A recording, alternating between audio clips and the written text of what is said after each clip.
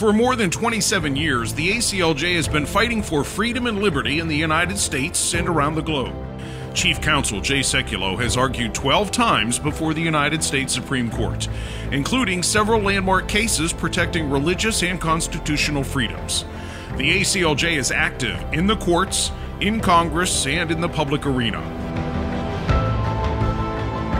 And joining me now is Jay Sekulow, the Chief Counsel for the American Center for Law and Justice. The Jay Sekulow live radio program reaches over 1,000 stations nationwide and streams live on Facebook to more than 4 million users daily. With a weekly TV program and an active social media presence, the ACLJ has created a powerful media strategy to continue the fight for freedom and liberty. Nearly 300,000 people in 2 weeks. If we can do that in a couple of weeks, imagine what we can do in 6 months. Imagine what we can do in a year. Imagine what we can do if we stand together. Your support makes a critical difference. So thank you for joining with us. Thank you for standing with us as we seek to proclaim freedom and liberty here in the United States and around the globe.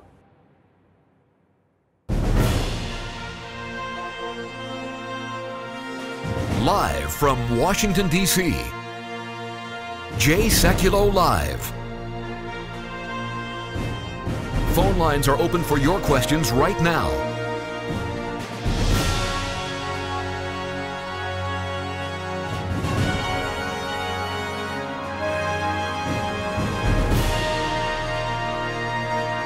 And now, Chief Counsel for the American Center for Law and Justice, Jay Sekulow.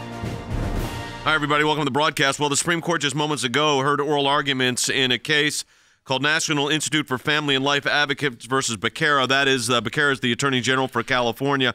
National Institute of Family and Life Advocates is a pro-life crisis pregnancy center, and the case was argued, as I said, just the arguments just finished up a little while ago.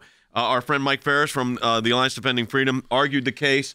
It's important to us, both on the substance, is that we defend pro-life pregnancy centers around the country, but also because of this, Living Well Medical Center versus Becerra. This is a case that is the identical issue of this compelled speech. The crisis pregnancy centers having to refer out for abortions and post these signs under what they call the FAIR Act.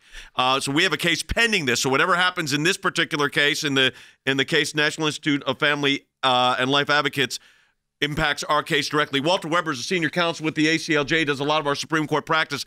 He just left the Supreme Court moments ago. Walter, we talked before we went on the air. You're encouraged. Yes, I'm very encouraged, Jay. The questioning indicated that the justices understood very well what was happening here and that this was an attempt to basically burden the speech of pro-life pregnancy centers in California. Well, the FAIR Act, Jordan, is something we've been concerned about for a long time, because the FACT Act, as it's called, because it mandates compelled speech. That's right. What we are concerned about here, we've talked about it a lot on this broadcast, is these state laws that have tried to force pro-life pregnancy centers. Some people know them as crisis pregnancy centers. They operate in every state across the country. So in some blue states where there are pro-abortion organizations donate a lot of money to specific campaigns, especially to those like attorney generals and governors. And so in a state like California, where the state leadership is blue, they have enacted through their state legislature these laws to force pro-life pregnancy centers. Basically, I mean, the easiest way to say this is to advertise for abortion services or be shut down. So literally say, hey, we don't provide abortions. Here's where you can go get one. Literally tell people where to go. Yeah, the penalty is $1,000 per subsequent violation, $500 the first time. Walter, what was we got about a minute and 20 seconds here. Give us your sense of what's at stake here for the pro-life movement. Sure. Well, one of the main themes that came out in the argument, Jay, the word we kept hearing again and again were gerrymandered and targeted. And I think what was at stake here was, is it possible for a state under the Constitution to target a pro-life center that it doesn't like and impose on it burdensome regulations that it doesn't impose on other people? And just pretty much everybody on the court was concerned about that. Across the political spectrum, they were all saying, this looks suspicious, this looks like a gerrymander, this looks like targeted. The state's attorney even admitted that they were targeting pro-life centers. So I think this is potentially a very important point. If the Supreme Court says you can't do that, that's really helpful, because then that knocks out a lot of what groups like NARAL and Planned Parenthood do, which is try and target not everybody, but just the pro-life centers. All right, Walter, we appreciate your comments on this. Let me just let everybody know the FACT Act compels even licensed facilities to provide pregnancy services to say there are public programs that provide immediate, free, or low-cost access to abortion. So it's requiring the pro-life center to refer for abortions. Folks, we got a lot more to talk about. Busy day at the Supreme Court of the United States, and your support of the ACLJ allows us to engage in these fights, not just at the Supreme Court of the United States, but around the United States and around the globe. So your support makes a big difference. We're in a matching challenge campaign, which means anything you donate to the ACLJ, we get a matching gift for. Let me encourage you. There's a number on your screen. You can call that or simply go over to ACLJ.org. That's ACLJ.org. Any amount you donate, we get a matching gift for. You can call us at 1-877-989-2255 or ACLJ.org.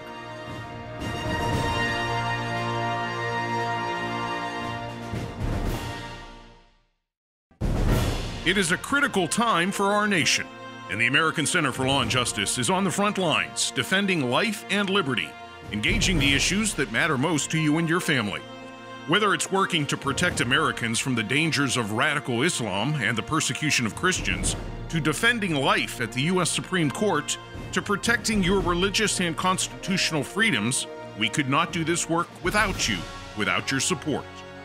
And now your support can really make a tremendous difference. For a limited time, you can participate in the ACLJ Matching Challenge. If you make a gift now, it will be doubled. $25 becomes $50. A $100 gift becomes $200. Please stand with the ACLJ right now and call 1-877-989-2255. That's 1-877-989-2255, or go online at aclj.org. Thank you for your support.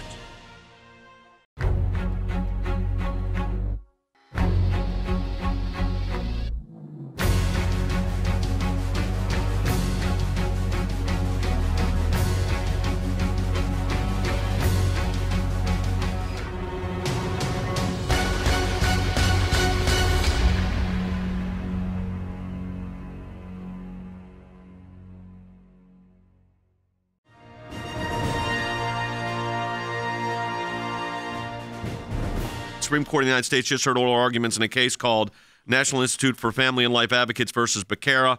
It is a case involving pro-life pregnancy centers that serve the needs of women in crisis pregnancy situations, and we've litigated these cases all over the country. We actually have a case that is pending this case right now. Our friend Mike Ferris has been a friend of mine, a lawyer, great lawyer, been a friend of mine for, oh goodness, probably 30 years, argued the case today representing the Alliance Defending Freedom, ADF, and the ACLJ has a companion case called Living Well Medical Clinic versus Becerra, same defendant. That case is being held. So whatever happens in the case involving National Institute for Family and Life Advocates will directly impact our case. Walter Weber is a senior counsel at the ACLJ. And Walter, let me again ask you right now, there were the licensed pregnancy centers and the unlicensed, but it was this compelled speech issue that was such a big deal. Right. Both kinds of centers are compelled to speak. The licensed centers were required to advertise the availability of abortion at free or low cost, which is obviously totally incompatible with their pro-life views. The unlicensed clinics were required to include a disclaimer basically saying that they don't provide medical services, which sounds fairly non-controversial, but they were required to put it in the same size font as the ad. So Justice Kennedy asked, well, what if the ad just says choose life? And one of the other justices says, what if it just said pro-life? Well, then you've got that plus 45 words of the same size font. You basically are crowding out the pro-life center's ad. And even Justice Ginsburg and Sotomayor, who you think would be most sympathetic to the other side, yep, said that's burdensome. And they all saw that as being a major burden. One example was brought up by one of the advocates, I think it was Mike Farris, said, what if you had an ad for a car company, and you got Chevrolet, and then you got 45 words of disclaimer in the same size font? They just don't do things that way. Right. Logan, let's go ahead and take a phone call or a comment, whatever you like. Let's go to Gina in San Diego, California. You're on the air. Hey, Gina, go ahead. Hi there. I just wanted to know if pro-choice organizations are required to give information about alternatives to abortion. So in other words, does Planned Parenthood have to put up a sign that says, in essence, if you want to have an alternative to abortion, go see these free services available at these crisis pregnancy centers? The answer, of course, to that is no, and that shows the nature of what this is. As Walter mentioned, and Jordan discussed, it is targeted speech at a particular viewpoint. That's what this is. It's viewpoint discrimination at the top of it. Yeah, and we know, Planned Parenthood's not supposed to be forcing anyone, and their facility's not supposed to be forcing anyone who comes there to have an abortion. But we have heard time and time again firsthand accounts from women who have called into this broadcast and said, you walk in there, if you're pregnant, with the idea of what to do with this pregnancy, the first idea is abortion, and it's very difficult to get out the door without having that procedure performed because the pressure put on you. Again, those come in from firsthand account from women who call into this radio broadcast, but they certainly don't have to be putting up advertising. So again, it goes to that abortion distortion that we talk about. Yep. Abortion industry thinks that they should be treated differently than everyone else, and then so you can tell the pro-lifers, hey, you've got to advertise for us, and we don't have to do anything for you. Yeah, Walter, let me play for you a comment from the president of NARAL. This was a comment she made in 2015, in October of 2015. Take a listen. This is not about freedom of speech. It's not about freedom to worship however anyone chooses to worship. What it is about setting a baseline threshold of what people that are licensed or what licensed health facilities are required to offer to their candidates. So, Walter, she starts with the proposition, this is not about freedom of speech, which is precisely what this is about. Right. Well, that just means they're not taking free speech into account. When you were reading that quotation, I'm reminded of one of the questions that Justice Kagan asked, which was, and I quote, what was the state thinking? And her point was, you claim to have these concerns about informed consent and about making sure services are available, but then you look at the exceptions and you look at the exemptions, and everybody seems to be carved out except the pro-life centers. How can that be anything other than essentially a targeted attempt to try and put a heavy hand on the pro-life centers? Well, I think this is exactly what it is. And what you have to understand is that they are targeting with a compelled message, which is a message contrary to the pro-life message. In other words, here's where you get your abortions. And by the way, they're low cost or free. And then they turn it around. And I think the caller's question was great. Well, that was, do they tell the Planned Parenthood clinics to put up a sign that says where you can get an alternative to abortion? And, of course, the answer to that is no. So it's the government picking one side of a debate and then compelling you to violate your conscience by speaking a particular message you disagree with. And it sounds like, based on what Walter just said, that we could be looking at a unanimous decision. But listen, I'll take 5-4 right now today, but unanimous is always great. And I will say this also about my friend Walter Weber, who I've worked with for almost 30 years. He is not one that will say often that he thinks something's going to be unanimous. So, Walter, I made the joke, if you can only get 9 votes, but the way you're sounding, maybe we could get 18, except there's only 9 justices. But you feel good about it. Sounds great. Yeah, you feel good about it. Logan, what are we hearing online? Yeah, a lot of people are enthused, I think, from this. This is a question that Julie said. Do abortion clinics, we brought this up, do they have to bring up adoption even as an option? And we talked about that you don't have to say, nothing. Go to this. Do you have to do anything? They have to do, Walter, there is no law governing what takes. Listen, anytime you try to get regulations on these medical clinics, including informed consent, including, disclosure of the procedures, they don't want to do. There was even a report in the paper today, or it was a tweet I think I saw this morning, that one of the doctors that performs these abortions says that they don't. There was this discussion of if the baby makes noise, does that impact the woman when the abortion taking place? And this particular doctor, at least this is what the report was on Twitter, was that the doctor tweeted out saying, "I sever the vocal cord, so that wouldn't be an issue." So you understand what they're doing here. Understand what's going on here. But, Walter, it doesn't work both ways. We need to be clear about this. Was targeted directly at the crisis pregnancy centers. Yes. Well, the California law certainly was. The justices were also, one of the main themes of the argument was, does this apply in both directions? Can the same restrictions be applied to abortion providers as applied to pro-life centers? And if not, why not? And there are 2 really good answers to that. One is, when you're counseling a woman about pregnancy, that's not a medical procedure. You're giving her advice. When you're doing an abortion, that's a medical procedure. Informed consent rules normally should apply. All the things that go into the consideration of that decision should apply. The other thing is, abortion is different. Supreme Court has said this over and over again. It's not like, leave out all the moral considerations. Childbirth and abortion are just 2 ways of terminating a pregnancy, right? That's what Justice Brennan said in dissent. That's not been the Supreme Court majority's position. Abortion is the only thing that takes a human life, and therefore it can be treated differently by the state. Let's go to Dave in California on line 1. Dave, welcome. Hey, Dave. Yes, I think the comparison draws also, suppose you were in a car company like Chevrolet, and you were forced to say, well, you also can get your needs met by Ford and Jaguar and Infiniti and Acura and Kia and so forth, and you're forced to give all their addresses as well. No, you're precisely correct. I mean, that's what this is.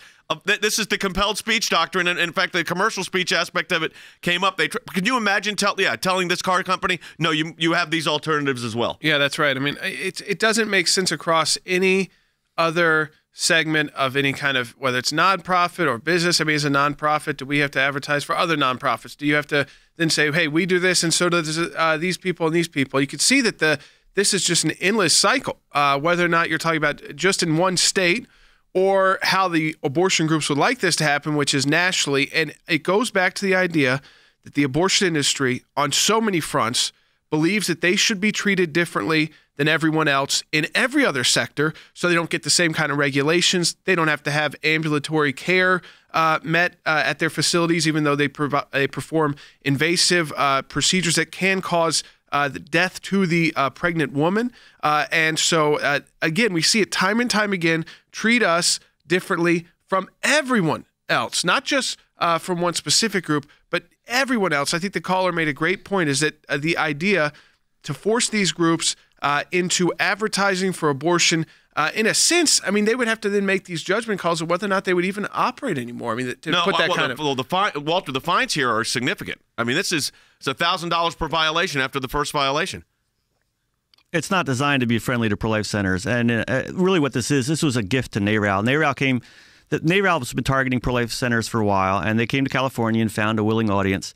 And I think Justice Kagan, although she didn't mention them by name, was on to that. She said, well, there's a couple ways we can look at this. One is this is an across-the-board attempt to address informing women, or it's an attempt to target pro-life centers because we think they're bad for some reason. Yep. And I think it's that second one. NARAL says pro-life centers are bad. You got to target them. That's what the state has done, and now they're getting called on it. Well, look, Walter, appreciate your comments on this. Appreciate your insight. Walter Weber is one of our most senior lawyers and really heads up our Supreme Court practice group and does a great job. And Walter's optimistic, so if Walter likes it, I like it. That means it should be a good day when we get that decision, probably the end of June. Thank you, Walter, for being with us. Folks, we got a lot more to talk about. Busy day at the Supreme Court of the United States, and your support of the ACLJ allows us to engage in these fights, not just at the Supreme Court of the United States, but around the United States and around the globe.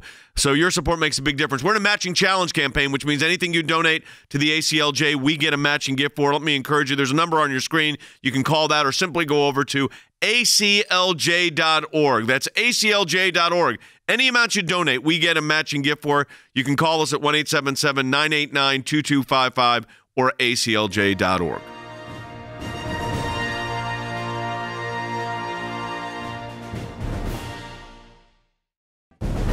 It is a critical time for our nation, and the American Center for Law and Justice is on the front lines, defending life and liberty, engaging the issues that matter most to you and your family.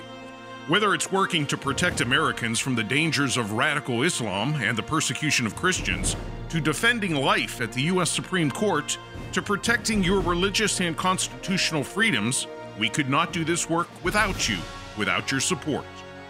And now your support can really make a tremendous difference. For a limited time, you can participate in the ACLJ Matching Challenge. If you make a gift now, it will be doubled. $25 becomes $50. A $100 gift becomes $200. Please stand with the ACLJ right now and call 1-877-989-2255. That's 1-877-989-2255, or go online at aclj.org. Thank you for your support.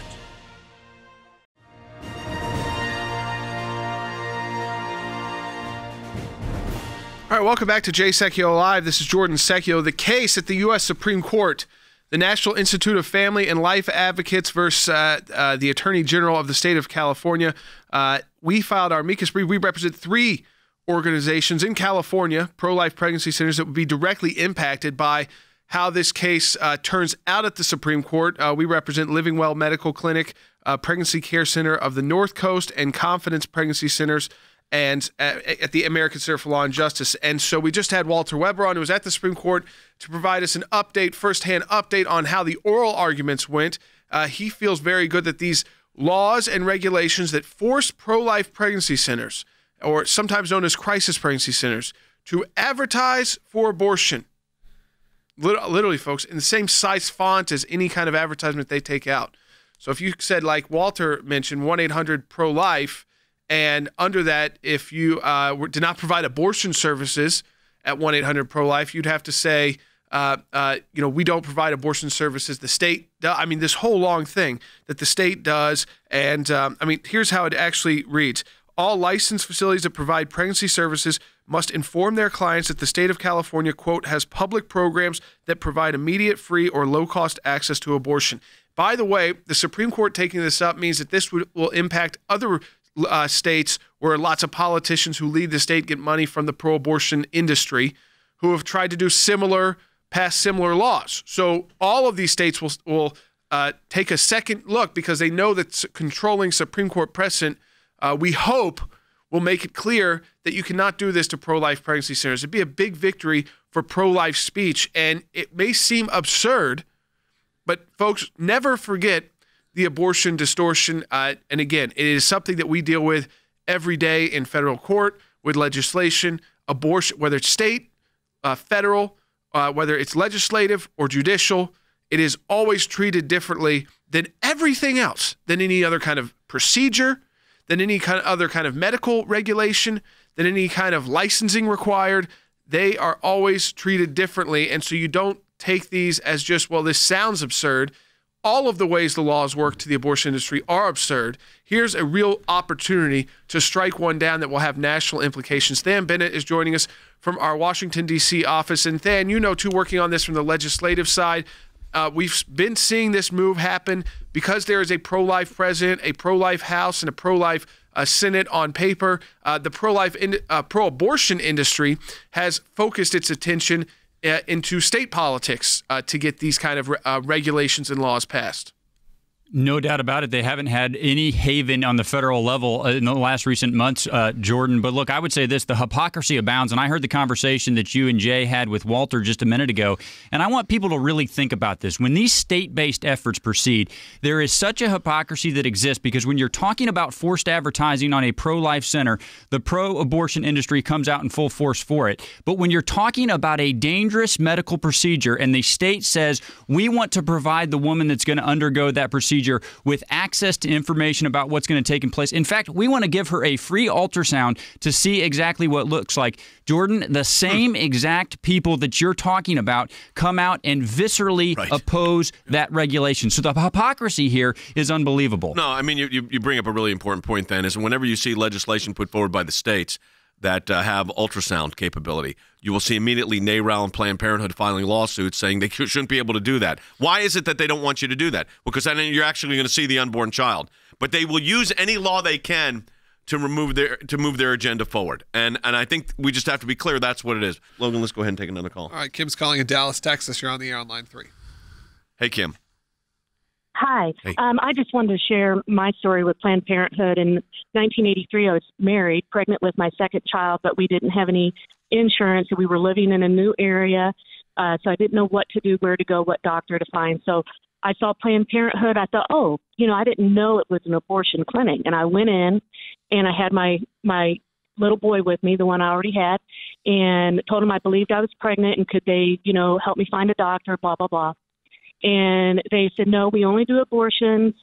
You shouldn't have this baby. If you don't have insurance, that means you can't take care of it. You're going to, make your other little boy do without to have this baby. And I looked at him and I said, I don't believe in abortion. I will never do that. And I came in here to get help finding a doctor. And they go, well, we can't help you. Well, it's because they're in the Kim. Because the reality is, and you've experienced it, is they're in the business of abortion. I mean, that is their industry. They perform over 300,000 of them a year. This is their business. This is their business model, and they are in the business of abortion. Remember the whole controversy over the sale of fetal body parts, which was also a part of their industry. So I think this is, look, you just got to realize that's why I want to hear from people on this, especially women. We really want to hear from you. Those stories like Kim's make a big difference. That's what I call evidence of what's actually happening. Interesting how that Planned Parenthood, going back to the 1980s, have got their staff as much as possible on message. So even when someone comes in with a child and is looking just for help with finding the right doctor and what services may be available for those women who want to have their child and may not be insurance. They're in a new area, maybe a new job where the insurance hasn't kicked in yet, things like that, and they've moved. That Planned Parenthood, one, says, no, we can't help you, but two, still tries to press you into having the abortion procedure and shame you and say that right in front of your kid, you won't be able to afford your child that you already have if you don't terminate the one that you believe you're pregnant with right now. So while the child is there with the mother, they are on message to get another abortion procedure done, and they don't hide the amount of abortions they do. That's why we call them part of the abortion industry. It's because it's the bread and butter of their business and of their business model. Not only do they not hide from it, they brag about it. They're proud of it. They think that this is a service that they are providing. I would suggest they are in the business of two things, abortion and politics. But on the abortion business and the business model that you're talking about, Jordan, we don't have to use anything but their own numbers. You guys referenced the more than 320,000 abortions they perform. But let me bring to light for our listeners a couple of other numbers that they themselves report. They report that they refer out for less than 4,000 adoptions. Mind you, they don't do the adoptions themselves. They refer them out for adoption. And if you extrapolate their prenatal services down to how many prenatal clients they have, Jordan, it's somewhere in the neighborhood of 1,500. So you're talking about 5,000 children brought to term and brought to life in the same period where they are aborting more than 320,000. Jordan, if that is not a business model that funnels to abortion, then I don't know what is. There is a case at the U.S. Supreme Court on pro-life speech. I think the way we said in our brief that NBC News pointed out and quoted directly from the brief that we filed was clear. No one should be compelled to, quote, act as a ventriloquist dummy for a government-dictated message, and that includes pro-life pregnancy centers. Well, that's going to do it for the broadcast today. As I said, we're in a matching challenge campaign. Today we talked about the Supreme Court of the United States. Your support of the ACLJ allows us not only to go to the Supreme Court, but to go to court around the globe defending freedom, liberty, and justice. So your support makes a huge difference. And as I said, we're in a matching challenge campaign, which means any amount you donate, we get a matching gift for. Someone donates $10, it becomes $20. You understand how it works. ACLJ.org is the easiest way to do it. Just go over to the website at ACLJ.org, or you can call us at 1-877-989-2255. That's 877-989-2255 or ACLJ.org.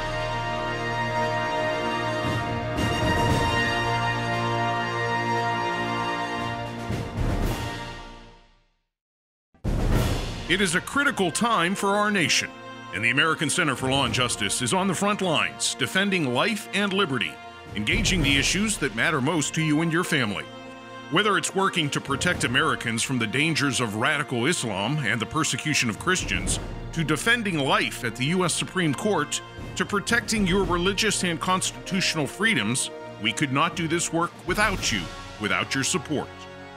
And now your support can really make a tremendous difference. For a limited time, you can participate in the ACLJ Matching Challenge. If you make a gift now, it will be doubled. $25 becomes $50. A $100 gift becomes $200. Please stand with the ACLJ right now and call 1-877-989-2255. That's 1-877-989-2255, or go online at aclj.org. Thank you for your support.